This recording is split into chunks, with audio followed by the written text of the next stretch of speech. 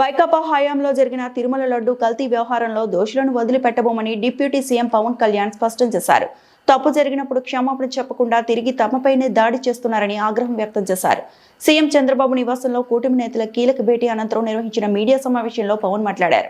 Serious మతం అనగానే, faith అనగానే, ధర్మం, ఇవన్నీ చాలా లోతైనవి, బాగా సెన్సిటివ్. కానీ ఇలాంటివి ఒక మాట మాట్లాడాలి అంటే చాలా చాలా ఆలోచించి దీన్ని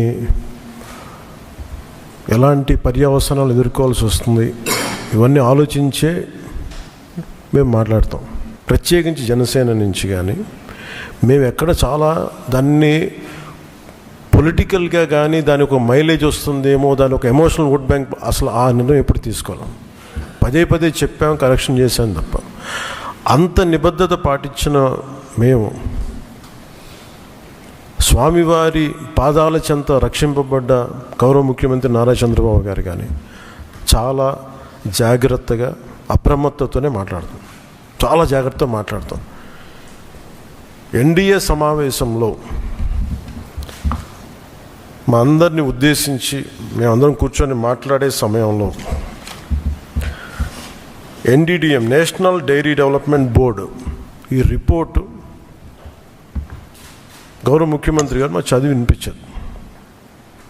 3 రిపోర్ట్స్లో ఒక దాంట్లో వెజిటబుల్ ఆయిల్స్, నెయ్యి లేదు ఇందులో, అంటే ఏ స్థాయికి వీళ్ళు చేశారని చెప్తూ దాంట్లో ఒక రిపోర్ట్లో ఫిష్ ఆయిల్ ఉందనేది, ఇంకో దాంట్లో బీఫ్ టాలో ఉందనేది,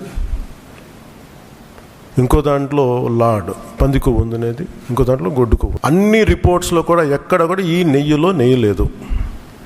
59,70,000 పైచిలుకు కిలోలు ఉండే 59,70,000 కిలోల నెయ్యి మీరు ఇది ఈ కల్తీ అసలు కల్తీ నెయ్యి అని కూడా దీన్ని కల్తీ వనస్పతి, కల్తీ పామాయిల్ అనాలి దీన్ని. 7 కొండల వాడికి మీరు క్షమాపణలు చెప్పాలి.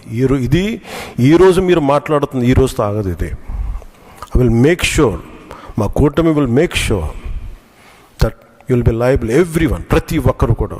ఇది ఎంత టైం పడుద్ది, ఏం టైం పడుద్ది అనేది సిబిఐ ఫర్దర్ రిపోర్ట్ రావాలి, అది కేసులోకి మన కోర్టులకు వెళ్ళాలి. అన్నీ అయిన తర్వాత ప్రతి ఇది అయితే మేము 100% దీన్ని వదలం. ఖచ్చితంగా ఈ దోషులను ఎవరైతే ఉన్నారో మేము క్షమాపణ చెప్పడం కాదు, మీరు భగవంతుడికి మోకరిల్లే వరకు యుద్ధం సాగుతుంది.